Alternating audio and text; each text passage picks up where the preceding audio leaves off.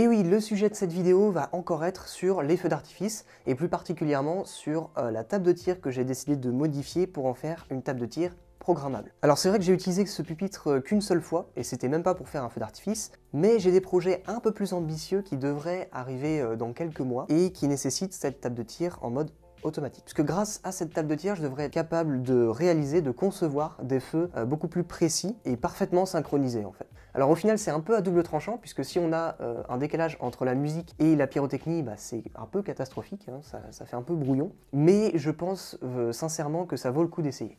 Pour que vous compreniez un peu mieux ce que je vais fabriquer, je vais vous schématiser dans la globalité la table de tir, ou plutôt les éléments qui s'y rattachent.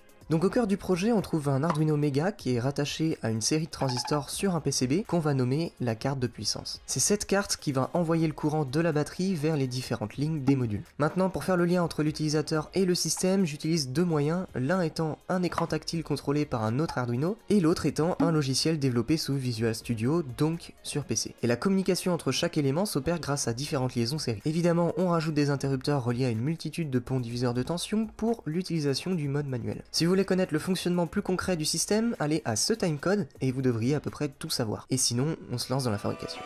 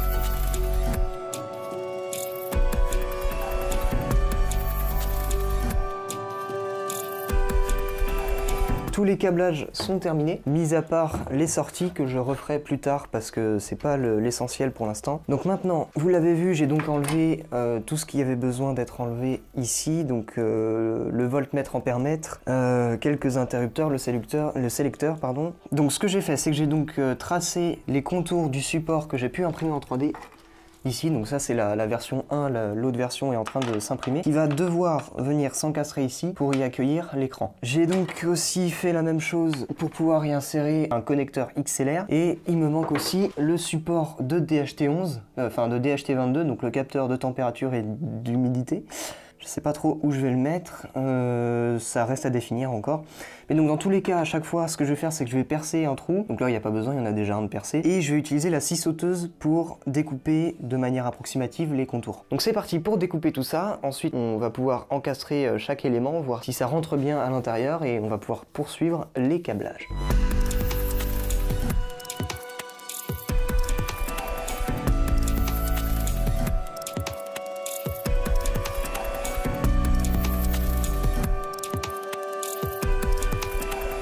Ok, alors plusieurs jours se sont écoulés depuis que j'ai commencé à modifier cette table de tir. Ça commence à avoir de la gueule, le programme avance aussi. Ok, alors c'est pas pratique à une main, mais globalement les deux Arduino sont calés ici. Ma petite batterie avec les 18650, mais bon c'est des vieilles batteries, il va falloir que j'en rachète. Et donc ensuite on a toutes les nattes de câbles, donc on a les interrupteurs qui sont directement reliés à la carte de résistance, qu'on voit pas très bien d'ailleurs, mais qui est fixée en fait sur le panneau avant. C'est un beau petit bordel, mais c'est quand même assez pratique, c'est-à-dire que toutes les coches je peux les enlever, elles tiennent quand même relativement bien, et du coup c'est plutôt pratique. Donc maintenant ce qui me reste à faire, c'est effectivement la partie de puissance, toute la carte de transistors. Je vais pouvoir souder là-dessus tous les transistors dont je vais avoir besoin, ensuite les relier à l'Arduino, faire quelques tests, et puis après il suffira de relier les sorties aux petits connecteurs DB25 qui sont là, et puis ensuite je m'attaquerai peut-être au module si j'ai terminé cette partie-là.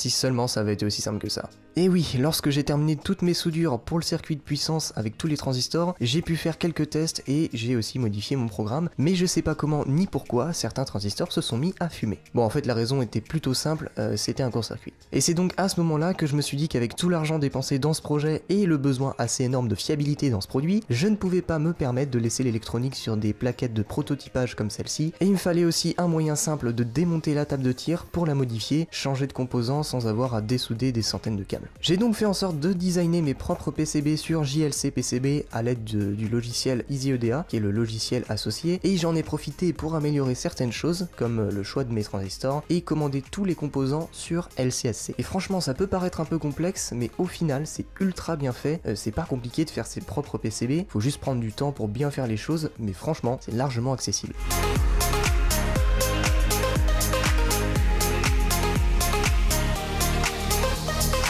Je viens de recevoir le colis de JLC PCB. Donc voilà, déjà rien que le packaging, on voit que c'est pas de la merde. Alors j'ai payé ça 40 € je crois quand même. Donc voilà, j'ai commandé du coup, alors on pouvait pas faire moins de 5 PCB, commander moins de 5 PCB à la fois, donc bah du coup j'ai toutes mes cartes en 5 exemplaires. Et du coup, on va juste les ouvrir pour regarder un peu ce que c'est de plus près. Donc du coup voilà à quoi ça ressemble de plus près. On a ce genre de PCB là. Là, ça c'est celui qui va aller sur une des cartes Arduino, celui-là aussi d'ailleurs. Ça c'est la carte de lecture des interrupteurs et ça c'est la carte de puissance. Et là, voilà, ça c'est beau ça. Et bah écoutez, j'attends plus qu'à tester tout ça. Bon, pour vous ça va juste être un cut, mais pour moi, c'est pas le cas.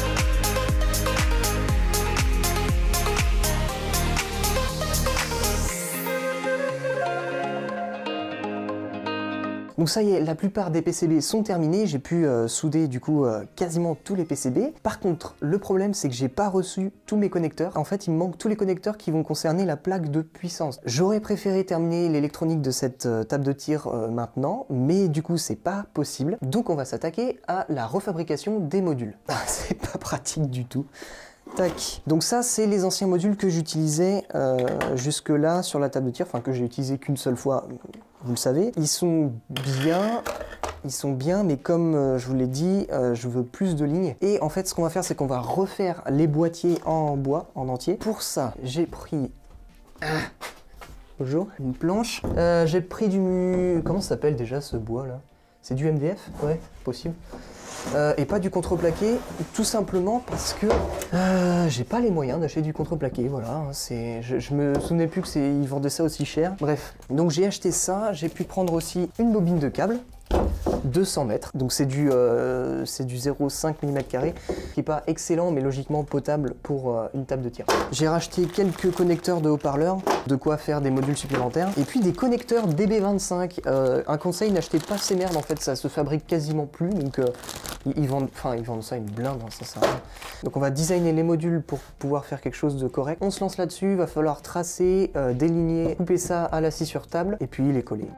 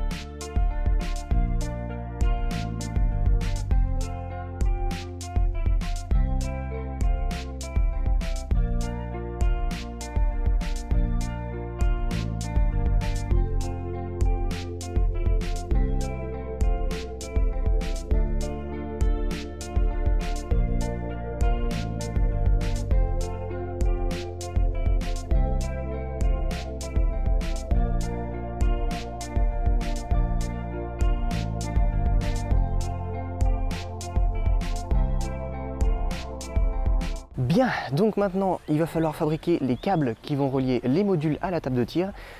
Pour ça, j'ai donc acheté du câble téléphonique, hein, vous le savez déjà, les multipaires. Là, on va découper des longueurs de 25 mètres de câbles qu'on va assembler ensemble pour avoir 24 fils qui vont aller dans les modules et donc qui vont être reliés au bornier. Donc je vais commencer par tirer mes 25 mètres de câbles. Ce qui est assez marrant, c'est qu'étant donné que j'ai un micro-cravate, je peux me reculer autant que je veux et vous m'entendrez toujours. 25 mètres, ok, nickel. Ça, c'est les anciens câbles qui étaient reliés au module. Donc on va aussi les tirer pour pouvoir rajouter du câble. Plutôt que de tout emmêler, je vais essayer de les mettre correctement.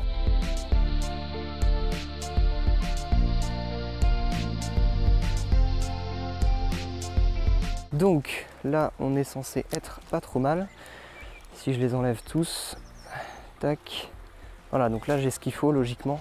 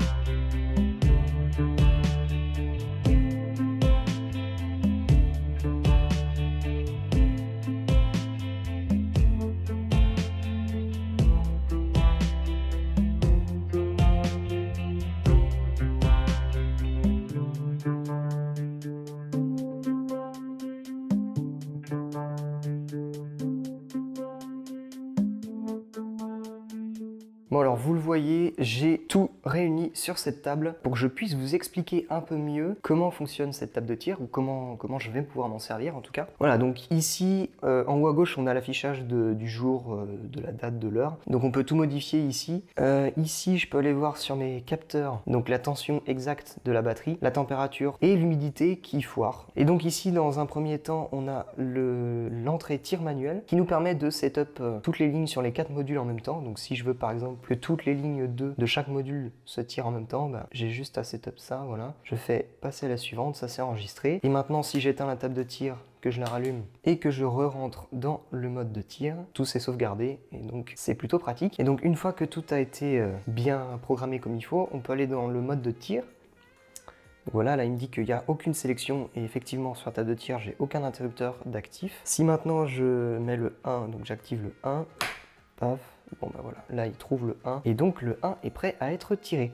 Et alors dès que j'appuie sur le bouton de mise à feu, il y a un chrono qui se lance. Au niveau de la mise à feu, on a un petit délai quand même qui peut aller jusqu'à 1 seconde. Donc vous comprenez pourquoi je ne l'utiliserai pas dans un feu d'artifice. Maintenant, ici, j'ai donc ma batterie avec mon câble XLR qui arrive ici. J'active la batterie, 48 volts. Donc là, on a le bouton rouge qui s'est allumé, qui nous dit bien que la batterie est présente. Et donc, si j'appuie sur le bouton, paf, bon bah voilà, ça s'allume. Si j'enclenche la 2, c'est pareil. Ok, alors j'ai installé de quoi faire un test ligne. Donc à partir de ce moment-là, il faut activer le 50 volts, ce qui est un peu dangereux, mais j'avais pas d'autre moyen. Il faut aller dans le test ligne. Et donc on voit ici que le test ligne se fait. Et donc en gros, ce qu'il me fait, c'est qu'il me dit quelle ligne est bonne et quelle ligne est mauvaise. Donc quand une ligne est mauvaise, c'est écrit en rouge avec le module qui est défectueux. Quand c'est bon, bah, ça me marque juste en vert. Les lignes en blanche, c'est les lignes qui sont pas sélectionnées. Alors, pour la suite, on va se pencher sur la plus grosse fonctionnalité de cette table de tir, à savoir le mode automatique. En gros, comment ça se passe? J'ai un logiciel développé sous Visual Studio, comme je l'ai dit dans l'intro. Donc, je vais pas vous détailler le code parce que ça va pas être très intéressant, je pense. D'ailleurs, je remercie du fond du cœur Marc qui va se reconnaître, qui m'a énormément aidé pour ce logiciel. Pour vous dire, là, il est en train de recoder une nouvelle version pour le logiciel qui va être bien plus stable et avec plus de choses, en fait. Et du coup, c'est juste incroyable d'avoir quelqu'un sur qui compter pour avoir de l'aide. Voilà l'interface temporaire du coup de l'application. Donc ici on va pouvoir relier notre table de tir via un câble USB qui est directement relié à l'Arduino via le PC. Je peux ouvrir un fichier préenregistré. On a la forme d'onde audio qui s'affiche. Et ici en fait dans le tableau on trouve les lignes avec leur départ, on trouve leur durée, donc là j'ai rien rempli parce que j'ai aucun artifice. Ici le calibre de l'artifice en question et là la zone dans laquelle il se situe pour être sûr de le caler correctement. Voilà, donc là ça y est, ça s'est allumé en vert, donc je peux rentrer dans le mode tir automatique. Et ici on a l'état de la table de tir, en fait qui est juste esclave de l'ordinateur, donc elle a plus grand chose à afficher. Donc par exemple ici si je vais dans communication et que je fais par exemple mode de tir, à ce moment là, voilà, la table de tir passe en mode tir et les lignes du tableau passent en vert, qui signifie qu'on est prêt pour le tir. Donc ensuite, j'ai plus qu'à faire play et bah tout partira logiquement. Voilà. Ok, alors je voulais vous montrer aussi que j'ai un mode test sur le logiciel. Donc à partir de là, donc on voit d'ailleurs que là, ma tension est présente sur la table de tir, j'ai du 48 volts. Voilà, donc là je peux faire un test et j'ai une nouvelle fenêtre qui s'ouvre. Donc à ce moment-là, je peux tester. Et donc là, il m'affiche les modules qui sont bons. Donc par exemple, on voit que la ligne 1 est bonne, la 2 est bonne, la 3 non, et la 4, en fait, il y a juste le module 1 qui est bon. Mais la ligne 4 du module 1 est bonne. Et ça, on le voit ici. Ici, j'ai branché un câble sur la ligne 1, un sur la 2 et un inflammateur sur la 4, ce qui correspond bien à ce qu'on a ici sur le logiciel. Hop, je me remets en mode tir. Donc si j'active ça, on voit bien que les lignes du tableau changent en fonction de l'avancement de la musique, que vous aurez reconnu d'ailleurs. On a des délais de 75 millisecondes pour allumer les inflammateurs, ce qui est largement suffisant. Logiquement, ils s'allument en 10 millisecondes, surtout avec du 50 volts. Mais bon.